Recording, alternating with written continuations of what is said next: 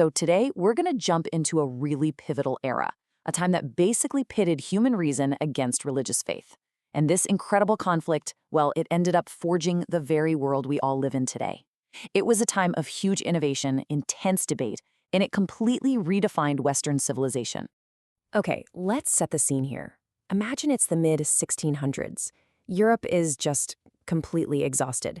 For decades, these absolutely brutal wars, like the 30 Years' War, were fought in the name of God. People were just sick of the bloodshed, sick of the intolerance, and they were desperate for a new way forward, a totally new foundation for society.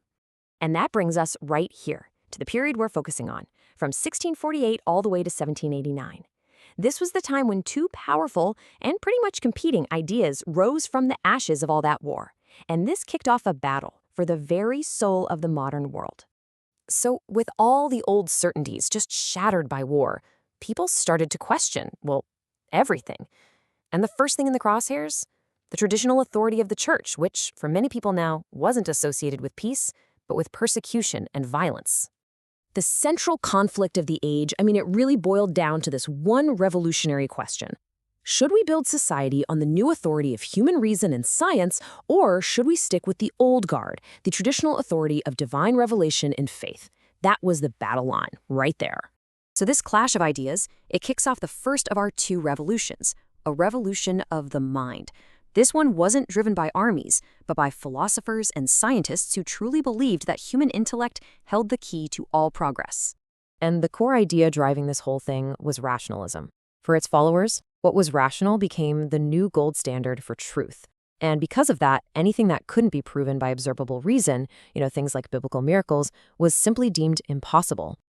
And the guy who really gets the ball rolling on all this is a philosopher named René Descartes. He basically argued that we can understand the fundamental truths about God and the universe through our reason alone, without having to rely on the Bible. You've probably heard this famous quote, but it perfectly captures his whole method. Doubt absolutely everything until you find one single, undeniable certainty, which for him was his own existence as a thinking being. And from that one solid point, he believed all other knowledge could be logically built.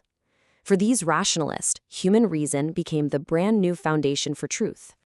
Now here's where it gets really interesting.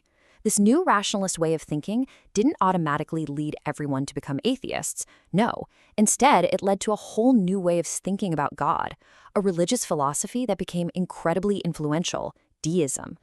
Deists kind of saw God as this master clockmaker. In their view, he brilliantly created the world, wound it up with these perfect, discoverable natural laws, like gravity, which Sir Isaac Newton had just figured out.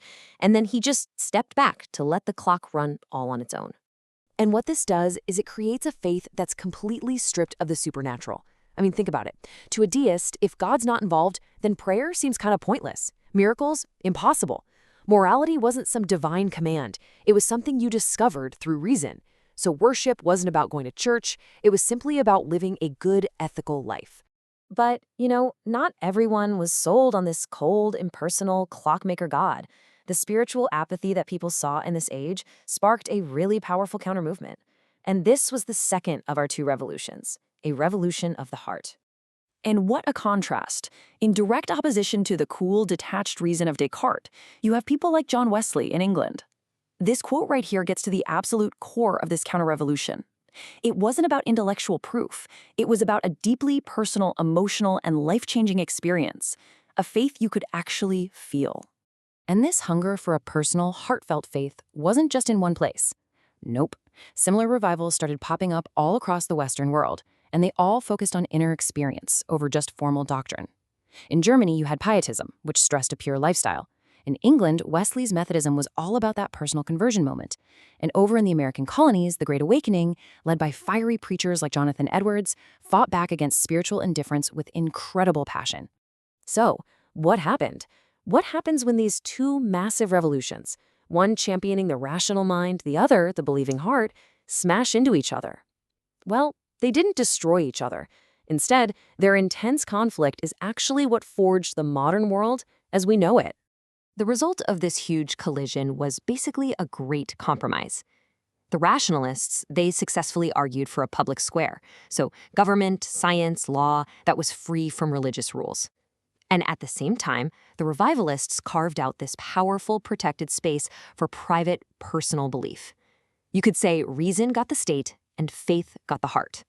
And this whole interaction gave us three pillars that really define modern Western society. First, the idea of religious toleration finally became mainstream. Second, the concept of separating church and state really took root. And third, for millions of people, faith was completely redefined as a deeply personal choice, a conversion experience, not just something you were born into. You can see this legacy crystal clear in the American Revolution, which, believe it or not, was fueled by both of these camps. You had rational deists like Benjamin Franklin and Thomas Jefferson demanding political liberty, while at the same time you had passionate revivalists demanding religious liberty. And together, they created a nation that was designed to make room for both worldviews. So in the end, the great settlement of that era was to give reason the public world and to give faith the private heart. And the question that legacy leaves for all of us is a pretty big one. In our own time, right now, how is that balance holding up?